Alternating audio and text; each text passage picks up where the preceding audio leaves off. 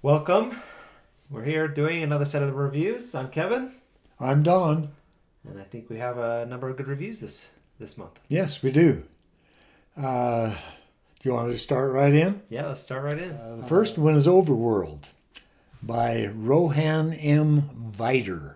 This is the first book in an apocalypse lit RPG series. Okay. Dragon Mage is the series name. There are 2 books in the series, and it's not finished yet. There are about 400 pages in the book, and the author is not writing them very fast. The first book came out in 2021, and the next book came out in 2023. I don't know when the next book's coming out. He's been writing under another name, Tom Elliott, and he's written several books, but just not in this series. Okay. And so I assume he'll come back to it at some time and write a couple of books before he goes on. Earth is suddenly sprouting forbidding steel towers in every populated area. They just spring up out of the ground, and they're very tall and very foreboding. And then all of the media channels are taken over, and there's an orc there telling them that Earth is going to be destroyed in 2 weeks. And if they want to live, they have to come to the nearest tower and swear fealty to the orcs, so they're going to be the orc slaves. That way they'll be able to live. Otherwise, they'll die in the storms and earthquakes and stuff that's going to happen to Earth shortly afterward. Very quickly, elves come on and give a similar story, and then gnomes come on and give a similar presentation. They're not nearly as intimidating as the orcs are. I believe. Yeah, I guess so. But it turns out they want something too. They'll let you use their towers to get to the new world, but it'll cost you. Suddenly you're faced with this dilemma. What do I do? I go sign myself up as a slave to one of these races, or do I try and worry about whether the Earth is really going to be destroyed in 2 weeks? Anyway, Jamie Sinclair is at home with his feeble mother when the choice is taken out of their hands, because all of a sudden a bunch of orcs rush out of the tower that's close to their house, capture Jamie and his mother, and they do some test on them and find out that Jamie has a high potential for magic, which is something they're looking for.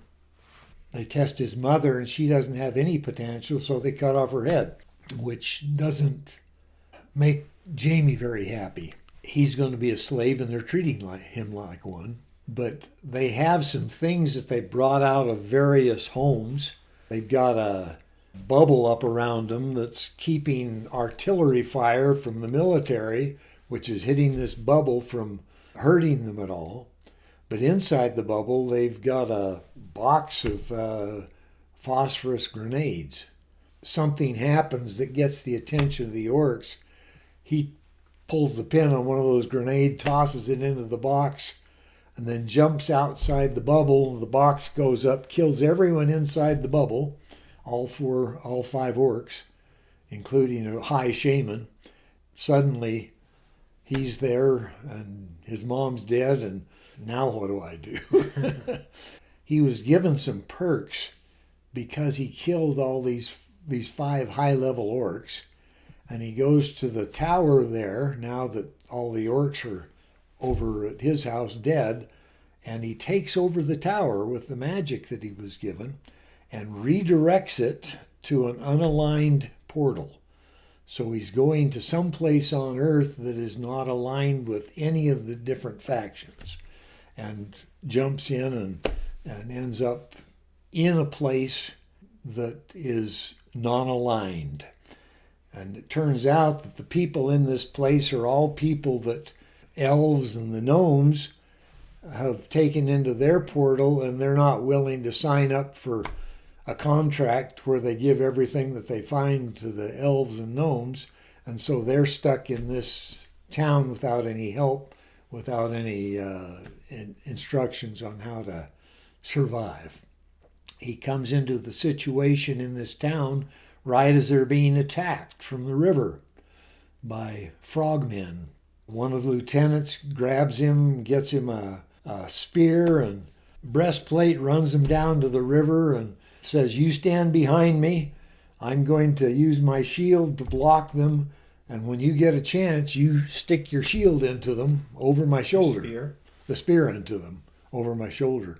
They work that way together, and it works. And finally, all the frogmen go back into the river.